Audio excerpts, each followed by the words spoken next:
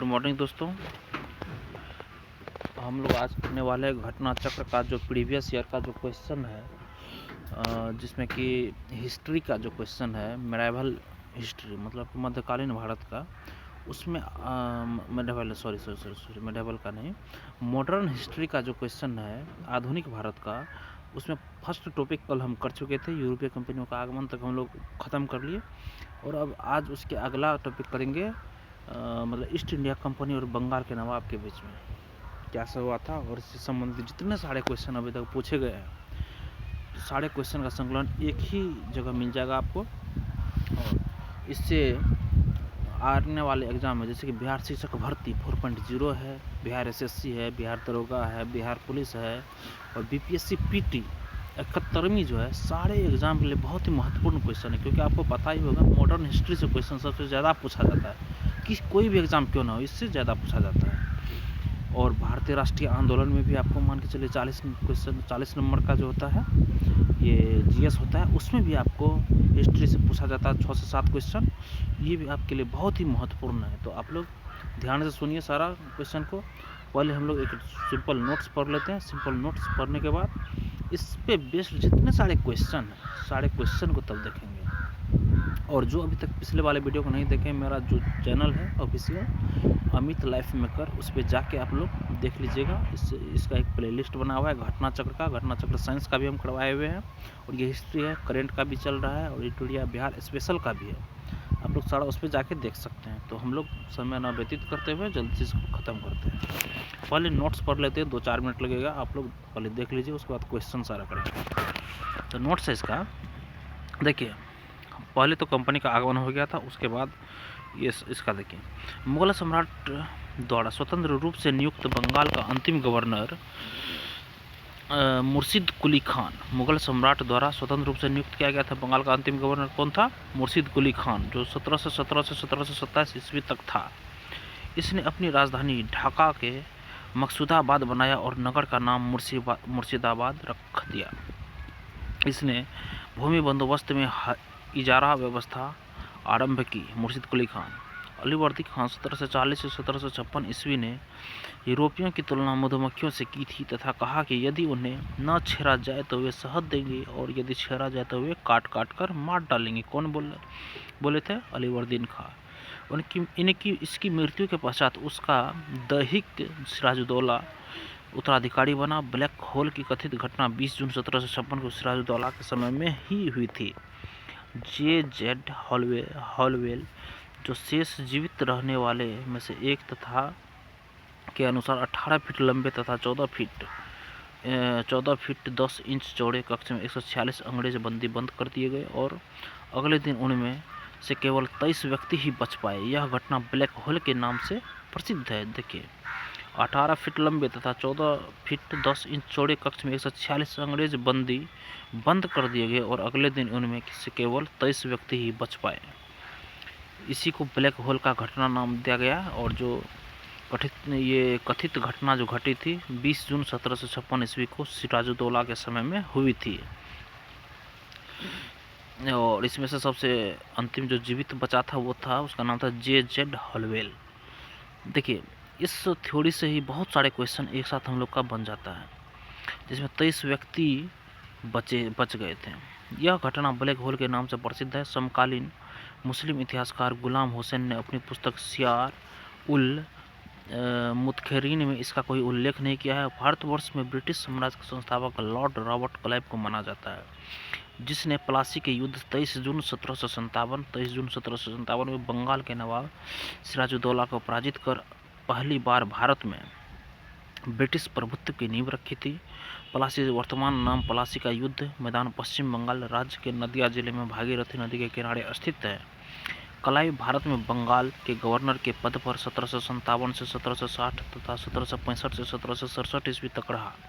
इस दौरान उसने अवध के नवाब शुजाउद्दौला के साथ इलाहाबाद की संधि की। अंग्रेज सैनिकों का एक श्वेत विद्रोह उसके समय में हुआ था। क्लाइव द्वारा बंगाल में सफलतापूर्वक एक लुटेरा राज्य की स्थापना की गई। क्लाइव एक सैनिक के रूप में जननेता था। विलियम पिट का यह कथन है कि वह स्वर्ग से उत्पन्न सेनानायक था। विलियम पिट का मानना था अलीवर्दी खान के उत्तराधिकारी नवाबों में मीर कासिम सबसे योग्य था। पूर्णिया तथा रंगपुर के फौजदार के रूप में वह अपनी योग्यता पहले ही दर्शा चुका था। वह अपनी राजधानी मुर्शिदाबाद से मुंगेर ले गया। संभवतः वह मुर्शिदाबाद के षड्यंत्र में वातावरण तथा कलकत्ता से दूर रहना चाहता था ताकि अंग्रेजों का हस्तक्षेप अधिक न हो। मीर कासिम ने सेना का गठन यूरोपीय पद्धति पर करने का निश्चय किया। इसके द्वारा मुंगेर में तोपों तथा तोरेदार बंदूकें बनाने की व्यवस्था की गई। इसके अतिरिक्त मीर कासिम राज्य की आर्थिक स्थिति को भी सुधारने के लिए प्रयत्नशील रहा। जिन अधिकारियों ने गबन किया था उन पर बड़े बड़े जुर्माने लगाए गए। कुछ नए कर भी उसने लगाए। 22 अक्टूबर 1764 को अक्टूबर ने मीर कासिम अवध के नवाब शुजा-उद-दौला तथा दिल्ली के मुगल सम्राट शाह आलम द्वितीय की सम्मिलित सेना को बक्सर के युद्ध में परास्त किया। इस युद्ध में अंग्रेजों की कमान मेजर हेक्टर मुनरो के हाथ में थी। यह युद्ध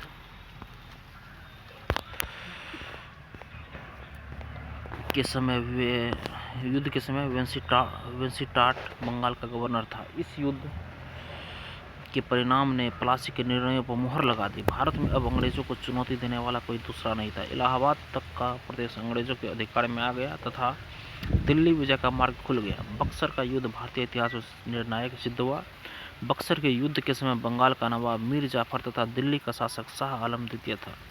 इलाहाबाद की दूसरी संधि 17 अगस्त 1765 को हुई थी के अनुसार शाह आलम को अंग्रेजी संरक्षण में ले लिया गया तथा उसे इलाहाबाद में रखा गया।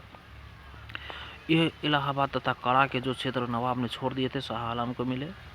12 अगस्त 1765 ईस्वी के अपने फरमान द्वारा मुगल बादशाह शाह आलम द्वितीय ने कंपनी को बंगाल, बिहार तथा उड़ीसा की दीवानी अस्थायी रूप से दे दी, जिसके बदले कंपनी द्वारा सम्राट को 26 लाख रुपए दिया जाना था तथा निजामत व्यय के लिए कंपनी को 53 लाख रुपए देना था। इस समय Robert Clive east India company का बंगाल का गवर्नर था। इसी समय बंगाल में द्वैध शासन की शुरुआत हुई। कंपनी ने दीवानी कार्य के लिए 2 उप दीवान बंगाल के लिए मोहम्मद रजा खान तथा बिहार के लिए रजा सिताब राय की नियुक्ति की।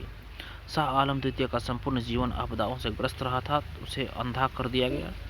शाह आलम द्वितीय के समय में 1803 ईस्वी में दिल्ली पर अंग्रेजों का अधिकार हो गया। शाह आलम द्वितीय तथा उसके 2 उत्तराधिकारी अकबर द्वितीय 1837 ईस्वी और बहादुर शाह द्वितीय 1837 से 57 ईस्वी ईस्ट इंडिया कंपनी के पेंशन भोगी मात्र बनकर रहे। 1765 ईस्वी में अंग्रेजों द्वारा सिलहट की दीवानी प्राप्त की गई तथा बर्मा युद्ध के बाद स्कॉट द्वारा सिलहट को जयंतिया तथा गारो पहाड़ी क्षेत्रों से जोड़ने के लिए सड़कों का निर्माण किया जाने लगा, जिसके विरोध स्वरूप इन पहाड़ियों पर रहने वाली खासी जनजाति के लोगों ने अपने नेता तीरथ सिंह के नेतृत्व में विद्रोह कर दिया।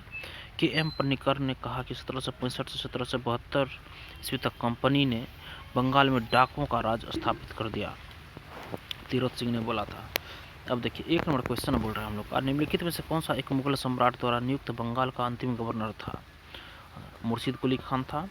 मुगल सम्राट फरोज शेख द्वारा 1717 ईस्वी में मुर्शिद कुली खान को बंगाल का गवर्नर सूबेदार नियुक्त किया गया। मुर्शिद कुली खान की मृत्यु के पश्चात उसका दामाद शुजाउद्दीन बंगाल का सूबेदार बना, जिसे तत्कालीन मुगल सम्राट मोहम्मद शाह रंगीला द्वारा मान्यता प्रदान की गई। अतः मुगल सम्राट द्वारा नियुक्त बंगाल का अंतिम गवर्नर मुर्शिद कुली खान था। अगला क्वेश्चन है, निम्नलिखित में से कौन सा युद्ध था जिसने भारत में ब्रिटिश प्रभुत्व को प्रारंभ किया? ये कौन था? तो प्लासी का युद्ध।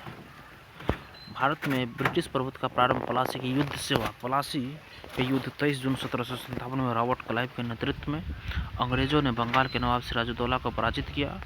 नवाब की सेना 3 वीर राजद्रोहियों मीर जाफर, यार लतीफ और राजदुर्लभ के सेना नायकत्व में थी। नवाब की एक अग्रगामी टुकड़ी के नेता मीर मदन तथा मोहन लाल थे। सहसा एक गोभी से रणभूमि में ही मीर मदन मारा गया। नवाब सिराजुद्दौला द्वारा अपने प्रमुख अधिकारियों से मंत्रणा के दौरान मीर जाफर ने उसे पीछे हटने को कहा तथा यह भी कहा कि नवाब को सेना का नेतृत्व सेना अध्यक्षों के हाथों में छोड़ युद्ध क्षेत्र से चले जाना चाहिए। सिराजुद्दौला वापस मुर्शिदाबाद लौट गया। यही उसकी हार का कारण बना। प्लासी के युद्ध ने अंग्रेजों को तत्कालिक सैनिक एवं वाणिज्यिक लाभ प्रदान किए। इसने कृषि उत्पादन और दस्तकारियों के क्षेत्र में अग्रणी 3 राज्यों बिहार, बंगाल, उड़ीसा में राजनीतिक प्रभुत्व स्थापित करने के लिए पृष्ठभूमि तैयार की। इस युद्ध में ने वस्तुतः भारत में ब्रिटिश साम्राज्य की नींव डाली तथा इसे भारत में ब्रिटिश ईस्ट इंडिया कंपनी की पहली निर्णायक सफलता माना जाता है। जबकि सर्वाधिक निर्णायक युद्ध बक्सर का युद्ध 1764 ईस्वी था, जिसने भारत में वास्तविक रूप से ब्रिटिश प्रभुसत्ता स्थापित की। इंग्लैंड की ईस्ट इंडिया कंपनी की भारत में प्रथम निर्णायक सैन्य सफलता मानी जाती है प्लासी का युद्ध। 4 नंबर है, प्लासी का युद्ध लड़ा गया था वर्ष 1757 ईस्वी में। और 5 नंबर क्वेश्चन है, सिराजुद्दौला लॉर्ड क्लाइव द्वारा परास्त हुआ था डैश के युद्ध में। तो कौन सा युद्ध में? प्लासी के युद्ध में सिराजुद्दौला लॉर्ड क्लाइव द्वारा परास्त हुआ था। 6 नंबर में, भारतवर्ष में ब्रिटिश साम्राज्य का संस्थापक कौन था? तो लॉर्ड रॉबर्ट क्लाइव था। भारतवर्ष में ब्रिटिश साम्राज्य संस्थापक लॉर्ड रॉबर्ट क्लाइव को माना जाता है। भारतवर्ष में ब्रिटिश साम्राज्य संस्थापक कौन था? लॉर्ड रॉबर्ट क्लाइव था। भारतवर्ष में ब्रिटिश साम्राज्य संस्थापक लॉर्ड रॉबर्ट क्लाइव को माना जाता है, जिसने प्लासी के युद्ध 23 जून 1757 में बंगाल के नवाब सिराजुद्दौला को पराजित कर पहली बार भारत में प्रभुत्व की नींव रखी थी। निम्नलिखित में से किसे स्वर्ग से उत्पन्न सेनानायक कहा गया है? तो रॉबर्ट क्लाइव को। क्लाइव एक सैनिक के रूप में जननेता था। विलियम पिट का यह कथन है कि वह स्वर्ग से उत्पन्न सेनानायक और हेवन बोर्न जनरल था। प्लासी का युद्ध मैदान कहाँ स्थित है? तो पश्चिम बंगाल में स्थित है। प्लासी वर्तमान नाम प्लासी का युद्ध मैदान था। पश्चिम बंगाल राज्य के नदिया जिले में भागीरथी नदी के किनारे स्थित है। 9 नंबर है, निम्न में से किसने अपनी राजधानी मुर्शिदाबाद में से मुंगेर स्थानांतरित की थी? इसका ऑप्शन सही होगा मीर कासिम। मीर कासिम अपनी राजधानी मुर्शिदाबाद से मुंगेर ले गया। संभवतः वह मुर्शिदाबाद के षड्यंत्र में वातावरण तथा कलकत्ता से दूर रहना चाहता था, ताकि अंग्रेजों का हस्तक्षेप अधिक न हो। और था इसमें 10 नंबर क्वेश्चन है, सबसे अधिक निर्णायक युद्ध किसने अंग्रेजों के भारत में प्रभुत्व को संस्थापित किया था? ये बक्सर का युद्ध था। 22 अक्टूबर 1764 को अंग्रेजों ने मीर कासिम, अवध के नवाब सिराजुद्दौला तथा दिल्ली के मुगल सम्राट शाह आलम द्वितीय की सम्मिलित सेना को बक्सर के युद्ध में परास्त किया। इस युद्ध में अंग्रेजों की कमान मेजर हेक्टर मुनरो के हाथ में थी। इस युद्ध के परिणाम ने प्लासी के निर्णयों पर मुहर लगा दी। भारत में अब अंग्रेजों को चुनौती देने वाला कोई दूसरा नहीं था। इलाहाबाद तक का प्रदेश अंग्रेजों के अधिकार में आ गया तथा दिल्ली विजय का मार्ग खुल गया। बक्सर का युद्ध भारतीय इतिहास में निर्णायक सिद्ध हुआ। पी रॉबर्ट्स ने बक्सर के युद्ध के बारे में कहा कि प्लासी की अपेक्षा बक्सर को भारत में अंग्रेजी प्रभुता की जन्मभूमि मानना कहीं अधिक उपयुक्त है। यदि बक्सर के युद्ध के परिणाम को देखा जाए तो कहा जा सकता है कि जहां प्लासी की विजय अंग्रेजों की कूटनीति का परिणाम थी, वहीं बक्सर की विजय को इतिहासकारों ने पूर्णतः सैनिक विजय बताया। प्लासी के युद्ध ने अंग्रेजों की प्रभुता बंगाल में स्थापित की, परंतु बक्सर के युद्ध ने कंपनी को एक अखिल भारतीय शक्ति का रूप दे दिया। अंग्रेजी ईस्ट इंडिया कंपनी द्वारा लड़े गए निम्नलिखित युद्धों में से कौन सा सर्वाधिक निर्णायक था? बक्सर की लड़ाई। 12 में निम्नलिखित कौन सा युद्ध भारत में अंग्रेजों के आधिपत्य की स्थापना की दृष्टि सबसे महत्वपूर्ण समझा जाता है? बक्सर का युद्ध। 13 में बक्सर के युद्ध के समय दिल्ली का शासक कौन था? तो शाह आलम द्वितीय था। 14 में बक्सर की लड़ाई के समय बंगाल का नवाब कौन था?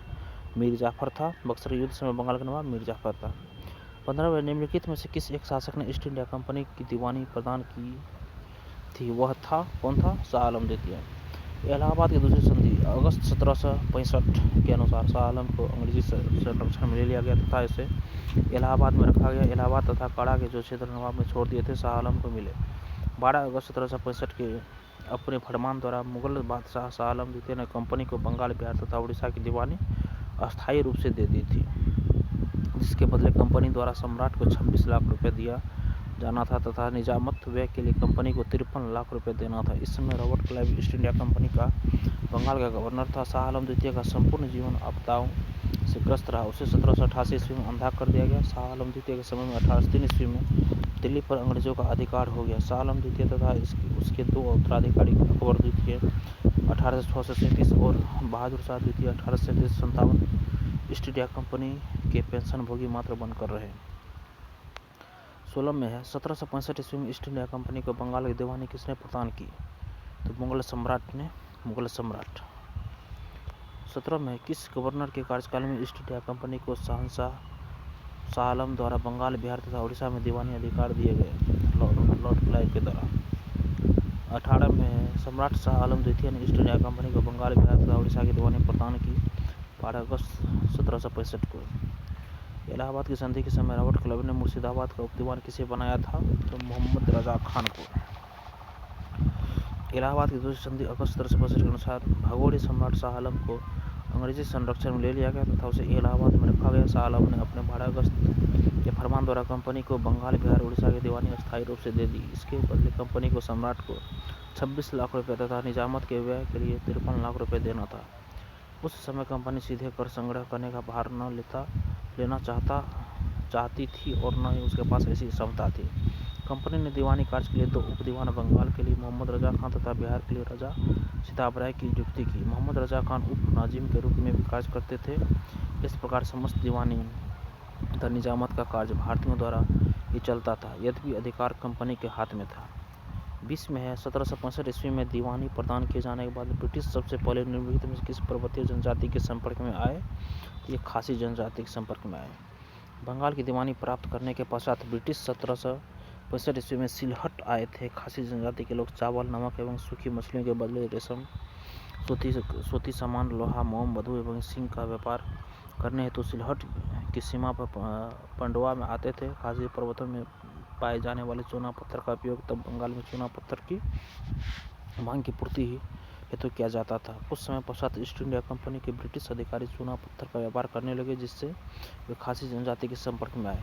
अगस्त में है अवध सल्तनत के हिंदू नायब वजीर के संदर्भ निम्नलिखित कथनों में से कौन सा कथन सही है? तो दोनों सही होगा। राजा टिकैत राय नवाब आसफउद्दौला के अर्थ मंत्री थे। 2 में अवध के नवाबों के राज्य में सामान्यतः कतिपय हिंदू जातियों के लोगों को उच्च स्थान प्राप्त था। दोनों सही है।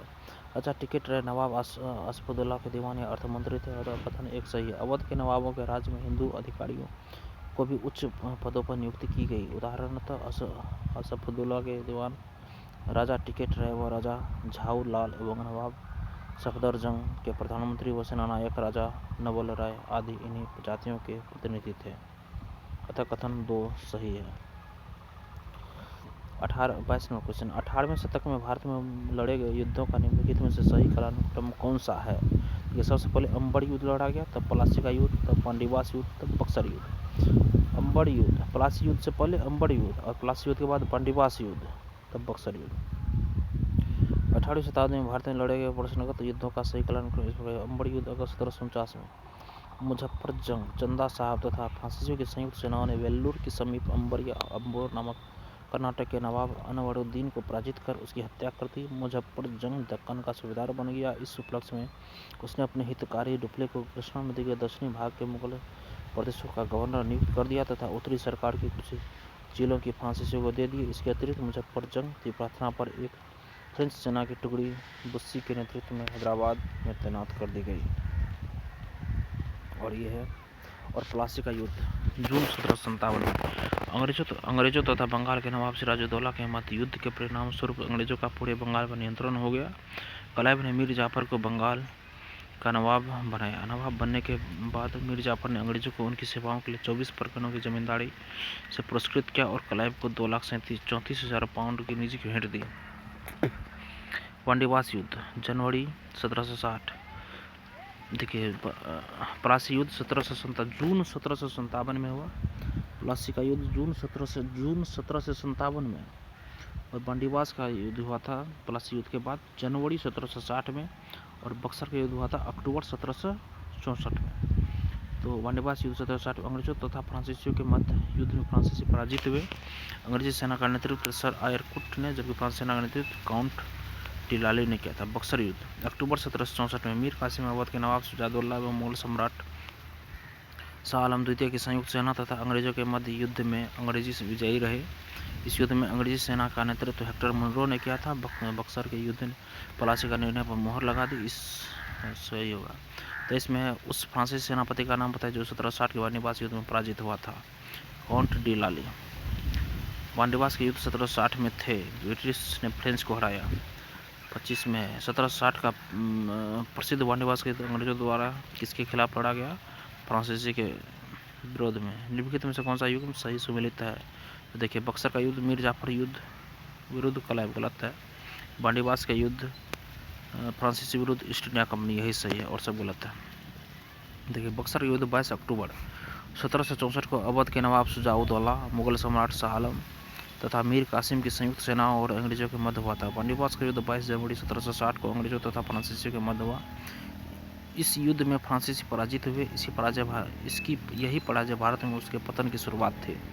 चिलियावाला का युद्ध 13 जनवरी 1849 को लड़ा गया। इस युद्ध में अंग्रेजी सेना का नेतृत्व लॉर्ड कप ने किया तथा सिख सेना शेर सिंह के नेतृत्व में लड़ी। यह युद्ध अनिर्णित समाप्त हुआ। इस युद्ध के समय भारत का गवर्नर जनरल लॉर्ड डलहौजी था। खुर्दा का युद्ध 1795 में निजाम के विरुद्ध मराठों द्वारा लड़ा गया, जिसमें निजाम की हार हुई। देखिए 27वां क्वेश्चन है, निम्न में से किसने भारत में अंग्रेजों का सर्वाधिक विरोध किया? मराठा ने। डिस्क्रिप्शन इसका, भारत में अंग्रेजों का सर्वाधिक विरोध मराठाओं द्वारा किया गया था। 3 आंग्ल मराठा युद्धों के बाद ही मराठा शक्ति को दबाया जा सका। मुगल साम्राज्य के खंडरों पर मराठों ने अपने साम्राज्य की आधारशिला रखी। उन्हीं परिस्थितियों में अंग्रेजों ने भी लाभ उठाया। प्रथम आंग्ल मराठा युद्ध में अंग्रेजों को मुंह की खानी पड़ी। सालाबाई की संधि से प्रथम युद्ध बंद हुआ। वेलेज़ली ने 1802 ईस्वी में सहायक संधि के जाल में पेशवा को बांध लिया। 1818 ईस्वी में लॉर्ड हेस्टिंग्स ने मराठाओं की रही सही शक्ति को समाप्त कर ब्रिटिश सर्वोच्चता की स्थापना की। ये हमारा मॉडर्न हिस्ट्री आधुनिक भारत का चैप्टर नंबर 2 ये ख़त्म हुआ घटना चक्र का।